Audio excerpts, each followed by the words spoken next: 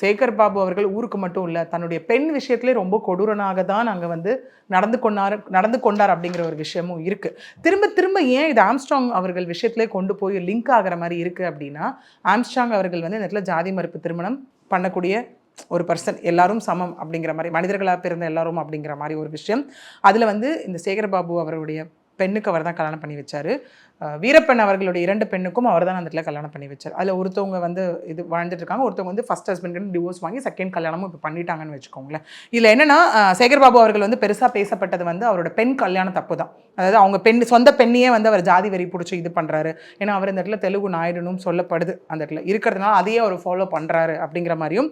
ஜெயகல்யாணி அவங்க பெண்ணு, சதீஷ்குமார் அப்படிங்கிறவர் வந்து இங்கே திருமணம் பண்ணிக்கிட்டாங்க, கலப்பு திருமணம் அப்படிங்கிற மாதிரி.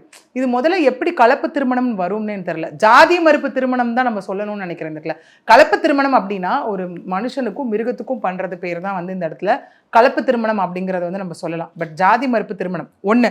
ரெண்டாவது என்ன அப்படின்னா, இவர் பொண்ணு மேல வச்சிருந்த ஒரு விஷயத்துக்கு, ஒரு வெறிக்கு வந்துட்டு காவல்துறையும் உடந்தையாக இருந்ததோ அப்படிங்கிறது தான் விஷயம். ஏன்னா அவங்க நிறைய இடத்துல மறைஞ்சு அந்த இடத்துல வாழ்ந்தாங்க. ஃபர்ஸ்ட் பாத்தீங்க அப்படின்னா, அவங்க இதுல இருந்து பூனே வரைக்கும் போனதாக வந்து இதில் சொல்லப்படுது. தமிழ்நாட்டில் இருந்தாங்க, அப்புறம் பூனே போகும்போது ட்ரெயின் டிக்கெட்டுக்காக அவங்களோட ஆதார் கொடுத்து பயணம் பண்ணியிருப்பாங்க இல்லையா. உடனே சேகர் பாபு அவர்கள் வந்து இந்த ஒட்டேரி இன்ஸ்பெக்டர் கிருஷ்ணகுமார் அவர்களை இங்கேருந்து அனுப்பி